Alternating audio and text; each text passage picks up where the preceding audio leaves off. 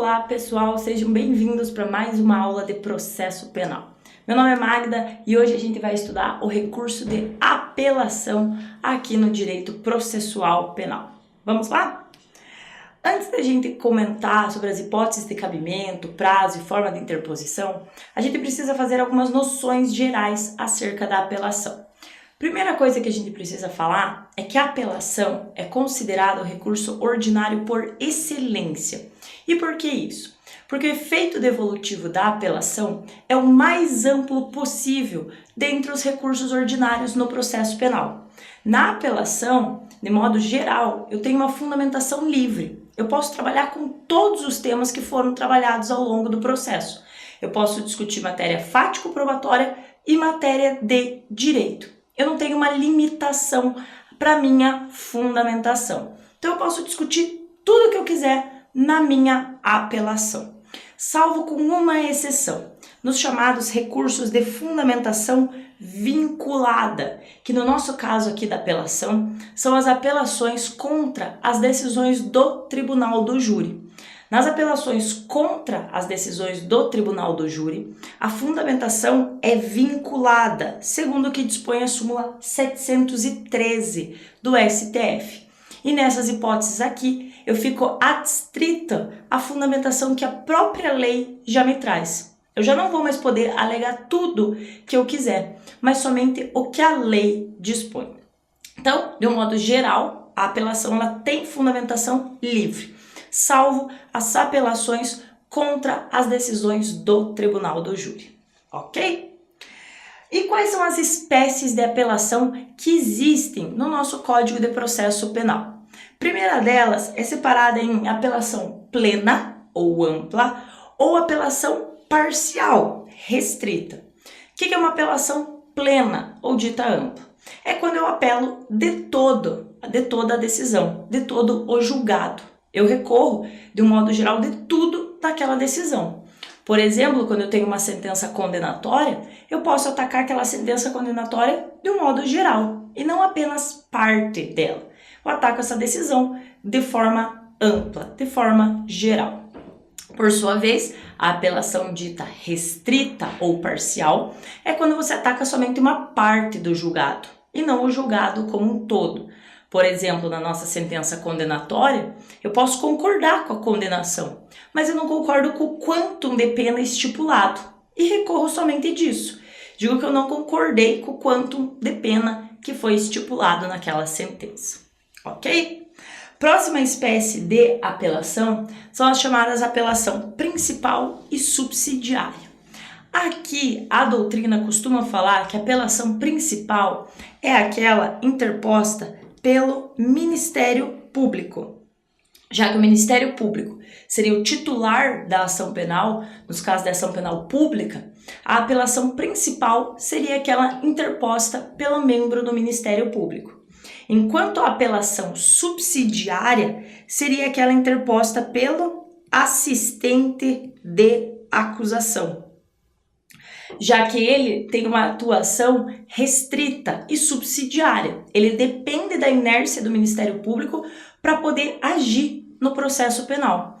Por isso, a apelação, quando interposta pelo assistente de acusação, seria chamada de apelação subsidiária.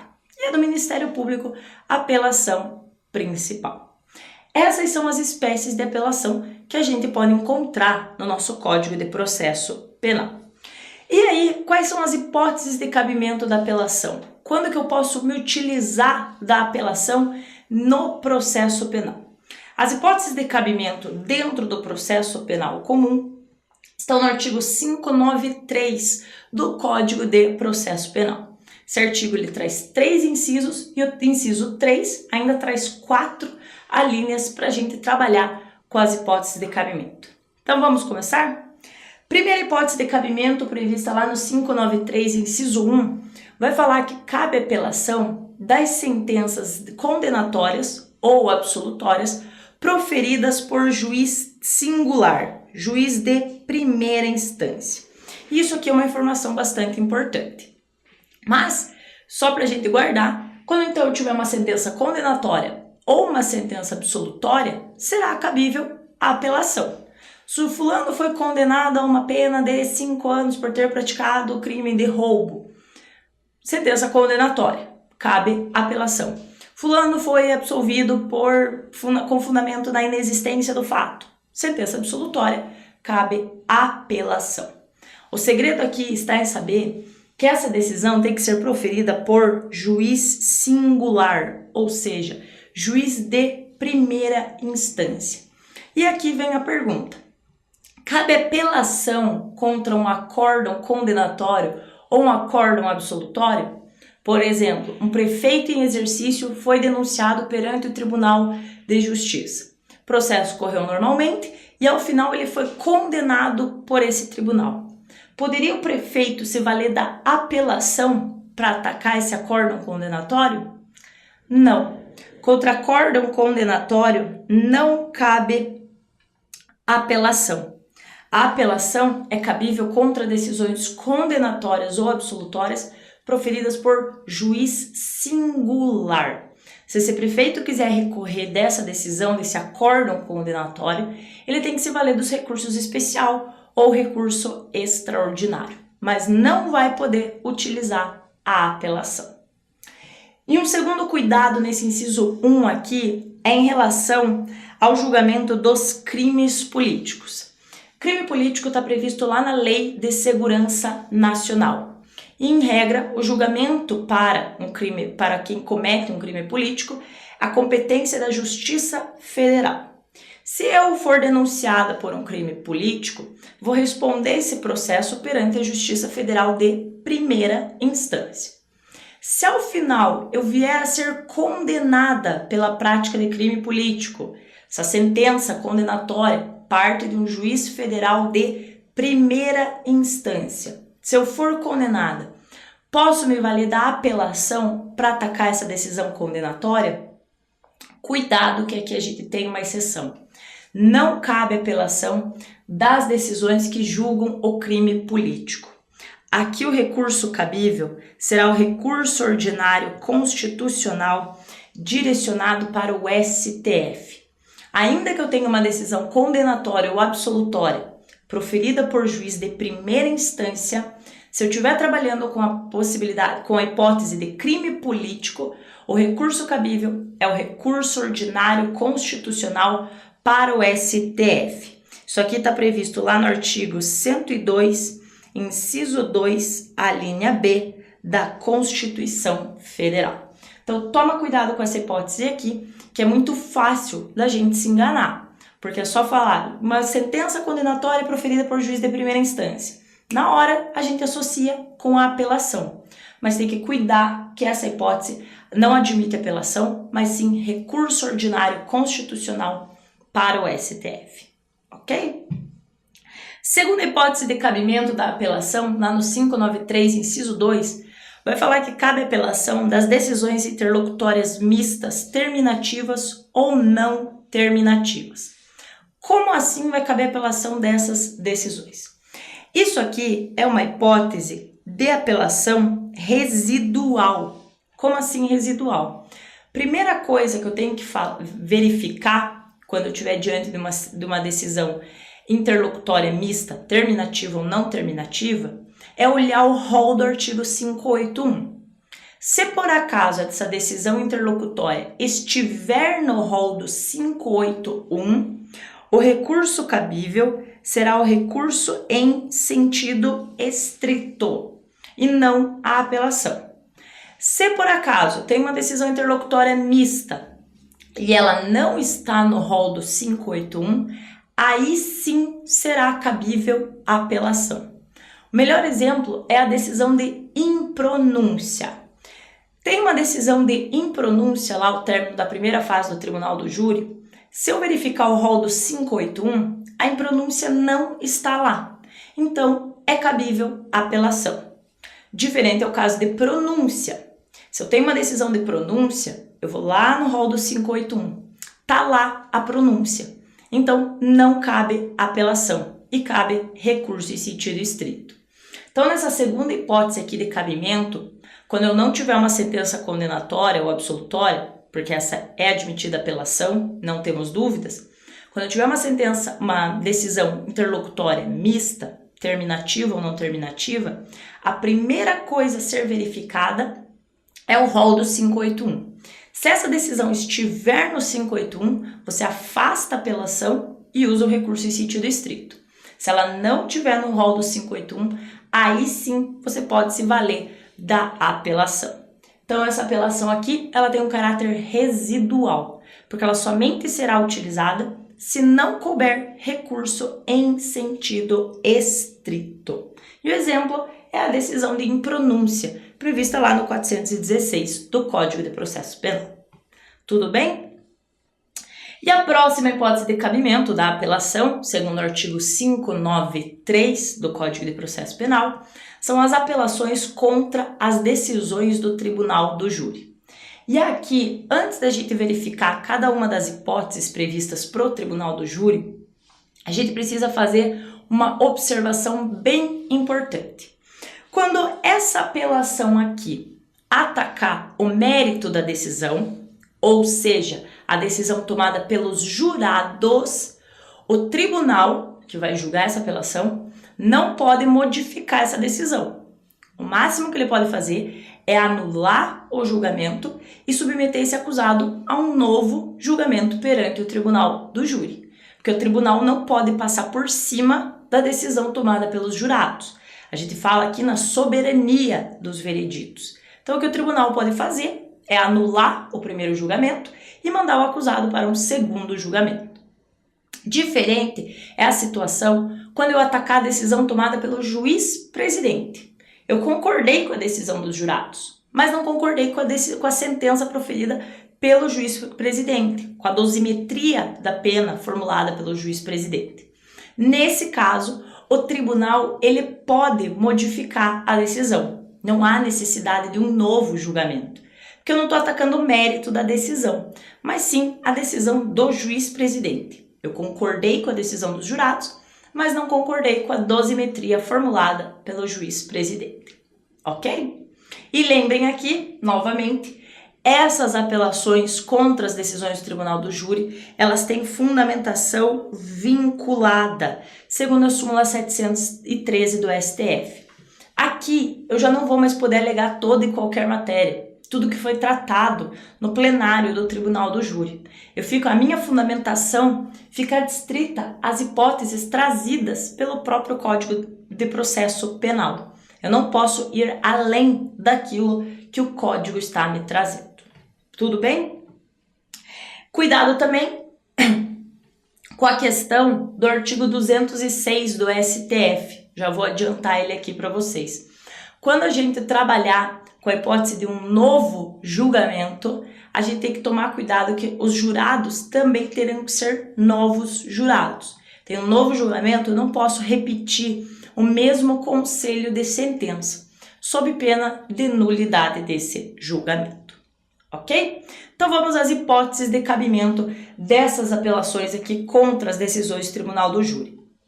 Primeira hipótese de cabimento de uma apelação contra a decisão do Tribunal do Júri é quando ocorrer nulidade posterior à pronúncia. É quando ocorrer uma nulidade já no plenário do Tribunal do Júri, ou antes mesmo de abrir a sessão para julgamento. Por exemplo, a gente sabe que para abrir a sessão de julgamento e para formar o conselho de sentença, eu preciso de pelo menos 15 jurados lá no dia, para que desses 15, 7 sejam sorteados para compor o conselho de sentença. Se eu não tiver pelo menos 15 jurados, digamos que compareceram 14, faltou só um, e ainda assim eu sortear, formar o conselho de sentença e o júri vier a ser realizado, isso é causa de nulidade do julgamento. Outra hipótese que pode acontecer é a comunicabilidade entre os jurados. Os jurados eles não podem se comunicar a respeito do fato que está sendo discutido ali. Se houver essa comunicabilidade, é causa de nulidade. E isso eu posso alegar na minha apelação. Então, se compareceram 14 jurados, foram sorteados 7 para compor o conselho de sentença, foi realizado o júri e ao final o sujeito veio a ser condenado, ele pode apelar dessa decisão alegando a ocorrência de nulidade. E nessa hipótese aqui, vejam que a apelação dele, a fundamentação, fica adstrita à hipótese de nulidade.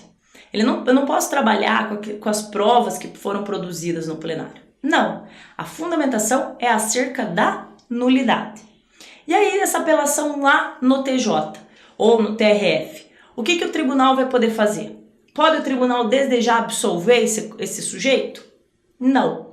O tribunal pode anular esse júri e determinar que um outro seja realizado, mas não pode absolver desde já esse sujeito, porque eu estou atacando a decisão de mérito, a decisão tomada pelos jurados. Então aqui a possibilidade é sim de um novo julgamento e não de absolver desde já. Lembre que súmula 206 do STF, nesse novo júri tem que ser novos jurados. Se repetir um que tenha participado do julgamento anterior, participar desse julgamento de agora, também será causa de nulidade. Segunda hipótese de apelação dentro do tribunal do júri é quando a sentença do juiz-presidente for contrária à lei ou contrária à decisão dos jurados. Digamos que o sujeito foi condenado por um homicídio simples. O juiz-presidente, ao fazer a dosimetria da pena e fixar o regime inicial de cumprimento da pena, fixa como regime de cumprimento o regime integralmente fechado. Veja que essa decisão do juiz-presidente contraria a lei. Ninguém pode cumprir pena em regime integralmente fechado. Tem que ter a possibilidade de progressão de regime. Então eu posso apelar dessa decisão, alegando que a decisão do juiz-presidente contrariou a lei. E de novo, qual que é a minha fundamentação aqui?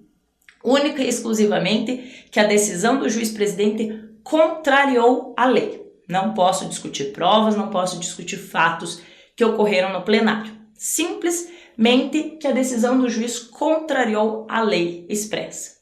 Nesse caso, precisa submeter esse acusado a um novo julgamento ou o tribunal desde já pode modificar essa decisão? O tribunal desde já pode modificar. Que aqui eu estou atacando a decisão do juiz-presidente, que não está ligada ao mérito. Eu concordei com a condenação. O que eu não concordei foi com o regime de cumprimento de pena fixado pelo juiz-presidente. Ainda dentro dessa linha aqui, a gente tem a hipótese quando a decisão do juiz-presidente for contrária à decisão tomada pelos jurados. Digamos que os jurados absolveram o acusado. Ok, vai lá para o juiz proferir a sentença de absolvição. De repente ele olha e fala, não, esses jurados não podiam ter absolvido. Eu acho que esse sujeito é culpado e vou condenar ele. Pode o juiz-presidente fazer isso? Claro que não. O juiz-presidente ele fica vinculado à decisão tomada pelos jurados. Ele não pode condenar enquanto os jurados absolveram e não pode absolver quando os jurados condenaram. Se acontecer essa hipótese aqui, as partes podem se validar a apelação para modificar essa decisão do juiz-presidente. E aí, de novo, a pergunta. Pode o tribunal, desde já, modificar essa decisão ou precisa submeter esse acusado a um novo julgamento? Não há necessidade de um novo julgamento. Aqui, o próprio tribunal pode corrigir a decisão tomada pelo juiz-presidente. Porque aqui, de novo, eu estou atacando a decisão do juiz-presidente e não a decisão tomada pelos jurados. Então, eu não vou passar por cima da soberania dos vereditos. Aqui, o próprio tribunal pode modificar essa decisão. Não há necessidade de um novo julgamento. Isso até é redação expressa do artigo 593, parágrafo 1º do Código de Processo Penal. Ele fala que o tribunal, desde já, poderá modificar a decisão tomada pelo juiz-presidente. Terceira hipótese de cabimento ainda de apelação contra as decisões do júri é quando houver erro ou injustiça no tocante à aplicação da pena ou medida de segurança. Aqui é quando o juiz-presidente não faz a correta dosimetria da pena, não há a correta individualização da pena daquele sujeito. Por exemplo, o sujeito é condenado por um homicídio simples. Vai lá o juiz-presidente e coloca uma pena de 20 anos para ele. e sem dizer como chegou nesse quantum de 20 anos. Simplesmente joga. Ele foi condenado por homicídio simples, eu aplico uma pena de 20 anos em regime inicial fechado. Como que você chegou a esse quanto? Então, quando ocorrer essas situações de erro ou injustiça na aplicação da pena, repete, a pena foi fixada muito máximo do além ou muito abaixo do mínimo, as partes podem apelar contra essa decisão do juiz presidente e pedir que o tribunal modifique, arrume, corrija essa situação. Nesse caso aqui, há necessidade de um novo julgamento? Não. Eu estou discutindo o erro na aplicação da pena, não o que foi decidido pelos jurados. Eu concordei com a condenação que foi imposta. O que eu não estou concordando é com o quantum de pena estipulado, da forma como foi estipulado. Então, nesse caso aqui, também não há necessidade de um novo julgamento. Aqui, o próprio tribunal, desde já, pode modificar essa decisão e aplicar a pena correta ao acusado. E a última hipótese de cabimento de apelação dentro do tribunal do júri é quando a decisão dos jurados for manifestamente contrária à prova dos autos. Esse manifestamente aqui é trabalhado pela doutrina como se eu não tivesse nenhuma prova por um lado e ainda assim ele foi condenado, foi tomada uma decisão nesse sentido. Por exemplo, não tinha nenhuma prova para condenar e ainda assim o sujeito foi condenado. Eu não tinha nenhuma prova para absolver, ou eu tinha todas as provas para condenar, todas as provas eram para condenar, e ele foi absolvido. É quando a decisão dos jurados não tem lógica nenhuma. Você não entende como que aquela decisão foi tomada. Quando eu tiver fragilidade probatória, ou seja, eu tenho prova para os dois lados, eu não posso usar essa apelação aqui querendo alegar que a decisão dos jurados foi manifestamente contrária à prova dos autos. O manifestamente é quando eu não tinha nenhuma prova naquele sentido e a decisão foi tomada naquele sentido. Então, eu posso me valer da apelação para alegar isso. Essa apelação aqui, pode o tribunal desde já modificar essa decisão ou eu preciso de um novo julgamento? Nesse caso aqui, eu preciso de um novo julgamento, porque eu estou atacando a decisão dos jurados. Aqui, eu estou atacando o mérito da decisão. Por esse motivo, o tribunal ele não pode modificar. No máximo que ele pode fazer é anular aquele julgamento e submeter o acusado a um novo júri. A questão que entra aqui é, tudo bem, apelei dessa decisão, alegando que a decisão dos jurados foi manifestamente contrária à prova dos autos, foi para o tribunal anulou e determinou um novo julgamento. Foi realizado esse novo julgamento. Posso apelar novamente, alegando que a decisão dos jurados foi manifestamente contrária à prova dos autos? Não. Essa apelação aqui, do inciso 3, a linha D, só pode ser utilizada uma única vez. E pouco importa quem usou primeiro, se foi a acusação ou se foi a defesa. É uma única apelação. Ela só pode ser usada uma vez. Porque se a gente permitisse que as partes utilizassem mais de uma vez dessa apelação aqui, a gente ia eternizar essa lide criminal. Sempre é muito fácil a gente alegar que a decisão foi manifestamente contrária à prova dos autos. É fácil usar uma apelação dessa aqui. E toda a parte ia sempre se utilizar dessa apelação, até que ela tivesse uma decisão que fosse do seu interesse. Então essa apelação, segundo o artigo 593, parágrafo 3º do Código de Processo Penal, ela só pode ser utilizada uma única vez. E pouco importa quem utilizou primeiro essa apelação aqui. Foi a acusação? Ok, a defesa não pode usar. Foi a defesa? A acusação também já não vai poder usar. Não é uma para cada, é uma no processo inteiro. Usou uma vez, já não pode usar mais. Então essa é a atenção aqui. Todas as demais podem ser utilizadas diversas vezes. Foi submetido a um novo júri. Posso apelar de novo com o mesmo fundamento. Nesse caso aqui, não posso me utilizar dessa apelação novamente. Ok? Essas são as hipóteses de apelação previstas dentro do nosso Código de Processo Penal. Vamos trabalhar um pouco acerca dos aspectos procedimentais da apelação. Como que funciona para eu poder usar da apelação? Como que é o aspecto procedimental dessa apelação? Primeira coisa, a forma de interposição. A forma de interposição, segundo o artigo 587 caput do CPP, pode ser tanto por termo quanto por petição. Lá em audiência eu já posso falar, eu vou apelar dessa decisão. Essa tua manifestação é reduzida a termo e já vale como a petição de interposição. Ou ainda eu posso fazer por petição. Excelentíssimo senhor doutor juiz de direito, fulano de tal, inconformado com a decisão condenatória, tananã, vem por meio deste interpor apelação. Aquela petição básica de interposição.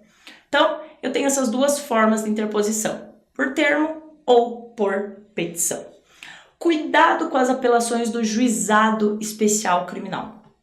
No Juizado Especial, segundo o artigo 82, parágrafo 1º da Lei 9.099, lá a apelação só pode ser interposta mediante petição nos autos. Não há a possibilidade de interposição mediante termo, somente por petição. Então, no juizado, a gente só admite a interposição mediante petição e não por termo nos autos.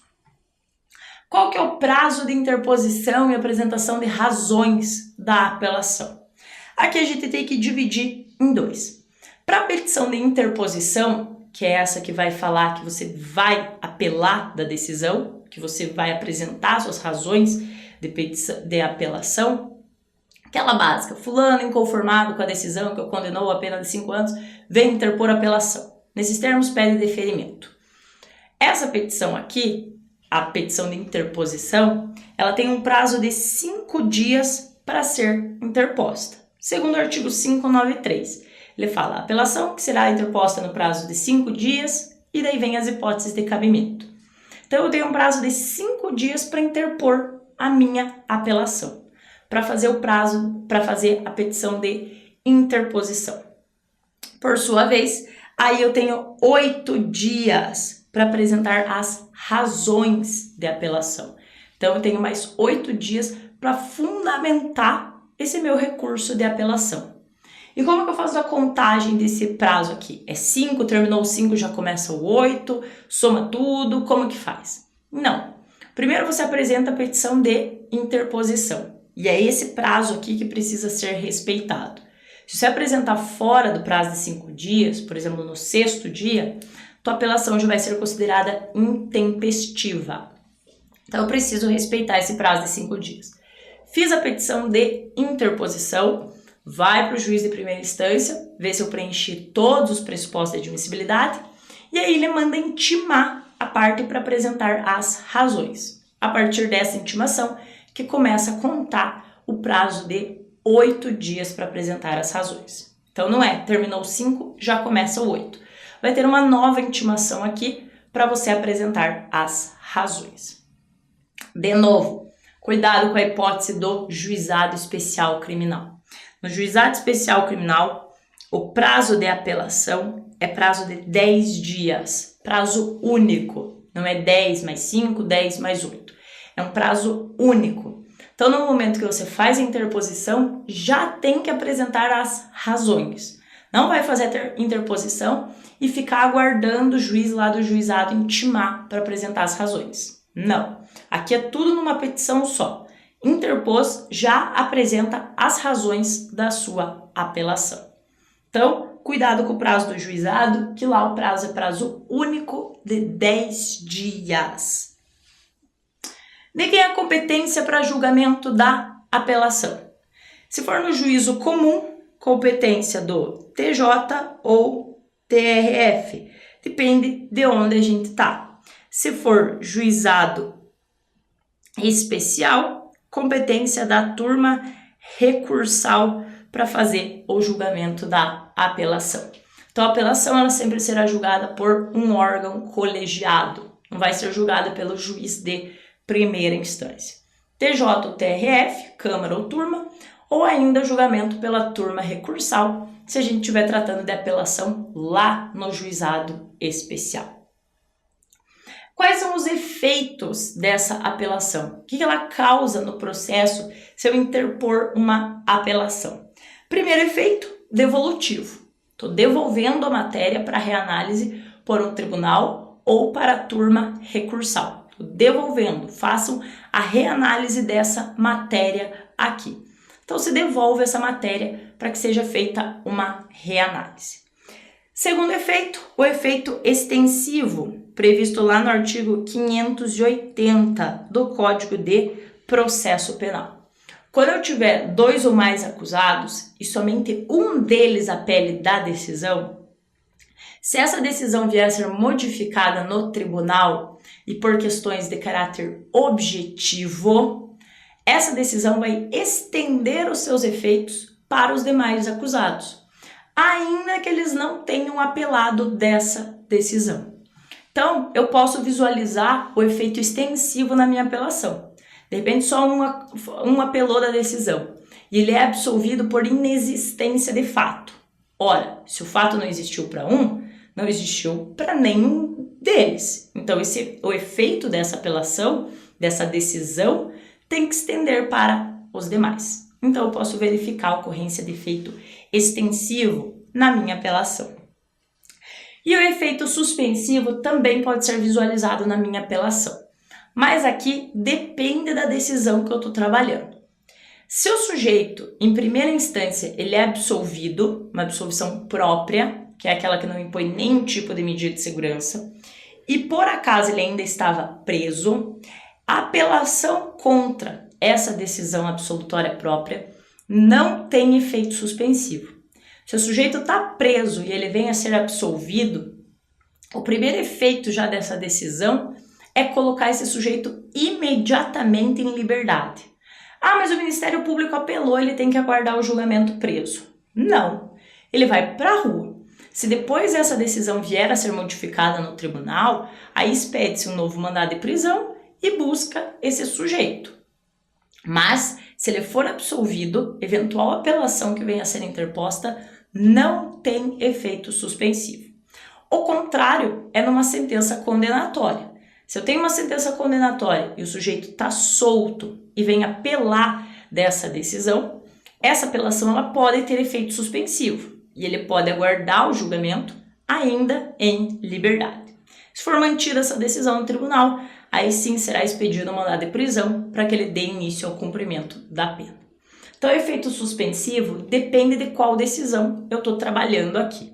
Se for uma absolutória própria, não tem efeito suspensivo. Se for uma condenatória, eu posso ter efeito suspensivo. Ok? Se o sujeito ele está solto e vem a ser condenado, ele precisa se recolher à prisão para apelar dessa decisão? Claro que não. Súmula 347 do STJ já trabalha com isso, que não há necessidade de recolhimento à prisão para que eu possa apelar. Eu posso apelar mesmo estando solto. Não preciso ficar lá preso para que eu possa apelar e para que a minha apelação ela seja analisada pelo tribunal. Então, não há necessidade de se recolher à prisão para apelar dessa decisão. Ok, pessoal? Esse aqui é o recurso de apelação. Só toma cuidado com as apelações lá do Juizado Especial Criminal, que estão no artigo 82, e tem o prazo e a competência diferente. O prazo de 10 dias e a competência para a turma recursal. No mais, todas as apelações seguem essas normas que a gente trabalhou aqui. Tudo bem? Muito obrigada e tenham bons estudos.